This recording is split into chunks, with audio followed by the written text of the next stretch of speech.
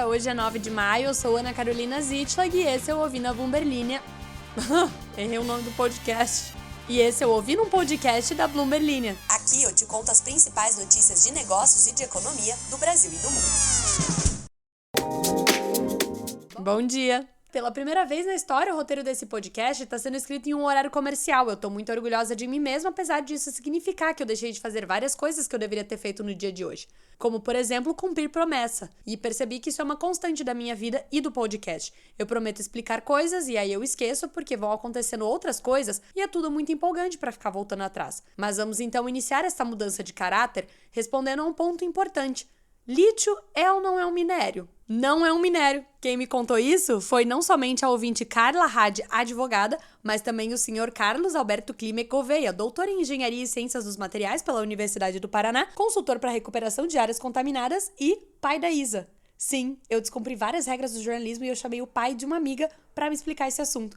Mas, em minha defesa, ele é muito bom explicando as coisas. E eu tenho uma memória sentimental dele explicando coisas quando era criança. E agora ele vai te dar uma aula sobre lítio, para depois eu te contar por que você precisa saber mais sobre o lítio. O lítio. É verdade. O lítio é um metal, né? É um elemento químico. É um metal alcalino. Mas vamos falar do minério. Você pode ter minérios que contêm lítio. Existem alguns minérios que contêm lítio, né? E aí tem aqueles nomes interessantes de acordo com a ocorrência, o local e a composição. Os nomes são assim estranhos, vou dizer 3 nomes estranhos. Espodumênio, lepidolita e ambligonita. Ita é sempre pedra, acho que em tupi-guarani, tá? Por isso que eles terminam tudo com ita. Esses tipos de minérios, eles contêm lítio. Normalmente, o que se tem é na forma de silicato. Silicato de lítio, geralmente contaminado com alguma coisa. Ou está presente um pouco de alumínio, ou está presente um pouco de potássio, ou de cálcio. Esses silicatos podem conter metais. No caso desses silicatos que contêm lítio, eles contêm mais lítio do que outras coisas, mas sempre um traçozinho de alumínio, de potássio, de cálcio, tá?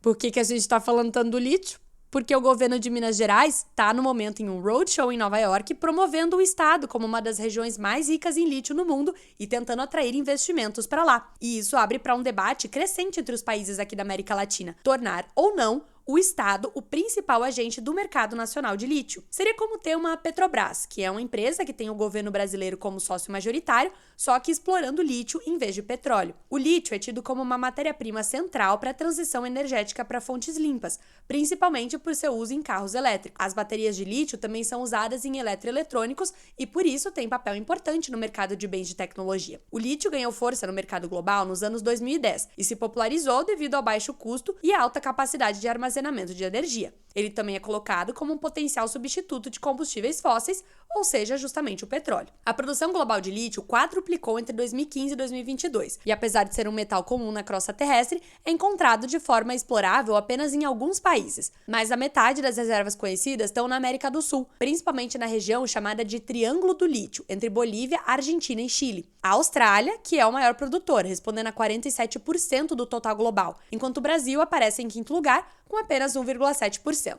E é justamente por seu papel estratégico na transição energética e por seu alto valor que esse mineral, que não é um minério, vem assumindo uma crescente importância geopolítica. Por isso, alguns países vêm tentando aumentar o seu controle sobre o recurso, o que em alguns casos significa a nacionalização da produção. Em termos de comparação, a Petrobras, a maior petrolífera do Brasil, foi fundada em 1953 pelo presidente Getúlio Vargas. A sua criação está ligada ao processo de desenvolvimento da industrialização brasileira e a sua história, marcada por grandes investimentos em pesquisa e desenvolvimento. Na época em que surgiu, a criação da empresa era vista como uma garantia de monopólio do setor petrolífero por parte do Estado, mas não era todo mundo que concordava com isso. Inclusive, o próprio presidente Getúlio Vargas, famoso por suas posturas nacionalistas, preferia ele mesmo um sistema misto que permitisse contar com o capital de investidores privados, inclusive estrangeiros. A campanha que culminou com a criação da Petrobras ficou conhecida pelo slogan "O petróleo é nosso", e foi apenas um ponto em vários anos de acalorado debate público entre os que defendiam o monopólio estatal e os que admitiam a participação de empresas privadas. A disputa era liderada pelo general Horta Barbosa, que defendia o monopólio, e o general Juarez Távora, que defendia a abertura ao mercado externo. o que no final das contas só foi acontecer em 1997. Na época em que a Petrobras foi criada, o debate, além dos diferentes generais, também tinha diferentes posicionamentos da imprensa. E como hoje eu estou acadêmica, eu vou citar uma outra dissertação apresentada por Celso Carvalho Júnior no seu mestrado de História na Unesp. Segundo Carvalho Júnior, o jornal Estado de São Paulo defendia a abertura do setor petrolífero ao capital estrangeiro, enquanto o Diário de Notícias era favorável ao monopólio estatal. E esta foi uma breve incursão na história, matéria que me agradava na escola, ao contrário de química. Eu coloquei todas essas informações aí para me acalmar depois de ter escutado o tio Carlos falar sobre minerais. Bom, de volta às atualidades, porque eu estou o verdadeiro Enem hoje, o governo mineiro lança nesta terça-feira, em Nova York, o Vale do Lítio, projeto que visa desenvolver cidades do Vale do Jequitinhonha, nordeste e norte do estado, em torno da cadeia produtiva do lítio.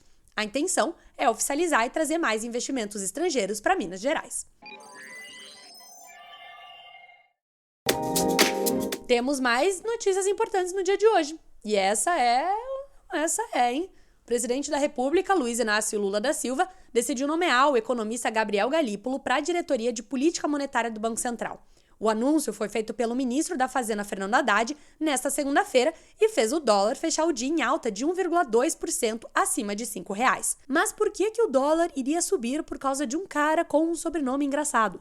Porque o cargo de diretor de política monetária é considerado o segundo cargo mais importante do Banco Central, atrás apenas da presidência, que é ocupada desde o começo de 2018 por Roberto Campos Neto. Esse cargo foi ocupado de 2019 a 2023 por Bruno Serra, que anteriormente havia trabalhado no Itaú como head da mesa de renda fixa. Galípolo, o cara do sobrenome engraçado, que já foi professor da PUC São Paulo, é um nome cotado para eventualmente suceder Campos Neto no comando do BC depois de dezembro de 2024, quando acaba o mandato do atual presidente. Integrante da equipe de transição do governo Lula e peça importante na campanha dele em 2022, Galípolo liderou o Banco Fator por 4 anos e foi visto como uma peça de interlocução entre o governo Lula e o mercado. Acontece que a indicação dele à diretoria de política monetária do Banco Central vem em meio às críticas do presidente Lula à condução da gestão de Campos Neto, que manteve a taxa Selic em 13,75% na última semana. E estamos, atualmente, na temporada, todo dia uma fala do presidente Lula criticando a atuação do Banco Central. A última foi na quinta-feira, um dia após a reunião do Comitê de Política Monetária, que disse que vai manter os juros altos pelo tempo que for necessário. Ou seja, os receios dos investidores que fizeram o dólar subir acima de R$ 5,00 de novo é que essas críticas do governo ao atual patamar de juros sejam levadas adiante pelo Gabriel Galípolo, que agora está dentro do Banco Central no segundo cargo mais importante de lá. O BC é independente por lei, ou seja, não deve ter influência do governo que tiver em atuação no país. Haddad, o ministro da Fazenda, disse durante a confirmação do indicado ao cargo que o governo não quer, abre aspas, formar bancada, fecha aspas, na cúpula da autarquia, mas busca maior coordenação e harmonia entre as políticas fiscal e monetária. Ele também afirmou que o Campos Neto teria sido o primeiro a mencionar o nome de Galípolo como possível candidato a entrar no BC. O Senado ainda tem que aprovar o nome dele para a diretoria do Banco Central, como é de praxe.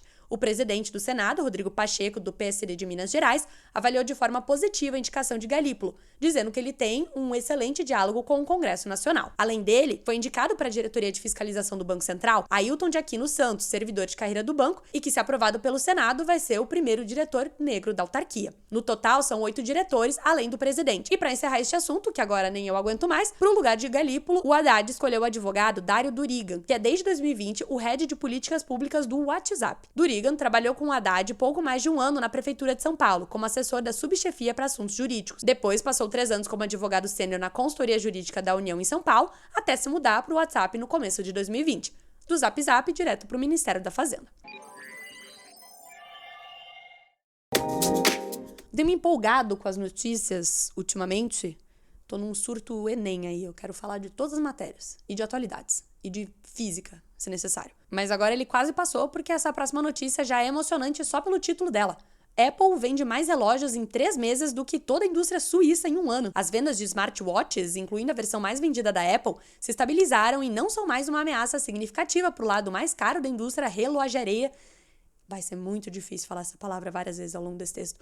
Relojoeira suíça, de acordo com analistas do Morgan Stanley, é um banco americano. Isso ocorre porque o setor relojoeiro suíço voltou a se concentrar significativamente em produtos de ponta na última década, aumentando os preços dos melhores relógios para compensar uma queda geral nos volumes. Vamos vender mais caro para quem é realmente rico, mas assim, muito rico. Aquele rico de, papai nos levou de helicóptero até o chateau para passarmos umas horinhas esquiando no último sábado e quebrei o meu relógio na descida.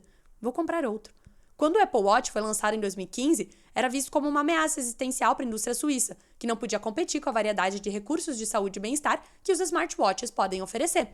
Os relógios inteligentes ainda estão superando o mercado suíço de relógios por uma ampla margem, com a Apple vendendo mais durante um trimestre do que eles em um ano. No entanto, os volumes estão começando a cair pela primeira vez desde o lançamento do Apple Watch, com as vendas de smartwatches caindo 17% ano a ano no quarto trimestre. Por outro lado, a indústria suíça de relógios teve seu melhor ano de todos os tempos em 2022, impulsionada por um renascimento na demanda por relógios mecânicos, especialmente nos Estados Unidos, com as exportações gerais subindo 11,8%. O Morgan Stanley espera que os volumes de exportação de relógios suíços aumentem em até 1 milhão de unidades este ano, embora a maior parte do aumento venha do Moonwatch, do Swatch Group, a colaboração entre as marcas Omega e Swatch. Se tem uma coisa com capacidade de me deixar com mais preguiça do que química, é falar de relógio de gente rica. Nada contra, o pessoal aqui gosta, tanto até aqui repassando as informações pra vocês. Só que é uma questão de gosto pessoal, não me atrai. Mas atrai aí esses 1,8 milhão de pessoas que, segundo o Morgan Stanley, espera-se que comprem Moonswatches em 2023. Se você está pensando em, talvez eu compre um pra mim, te convido a dar uma olhada nos preços do Moonswatch. Se você continuar pensando em, talvez eu compre um pra mim, eu te faço uma outra proposta. Se eu desenhasse um relógio no seu pulso com uma caneta Bic e você me desse o valor no lugar. Excelente ideia. Antes de acabar, deixa eu expressar aqui a minha preocupação com alguns ouvintes deste podcast, como o Léo, que disse me considerar uma figura materna. Léo, eu matei 50% das minhas plantas ao dar água demais pra elas. Eu não me acho exatamente uma figura materna, então eu espero que esteja tudo bem aí com você por considerar isso.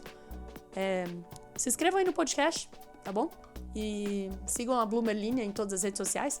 Me sigam também, Ana, SIADS, é meu Twitter. E até amanhã. Uma boa terça-feira aí pra todos.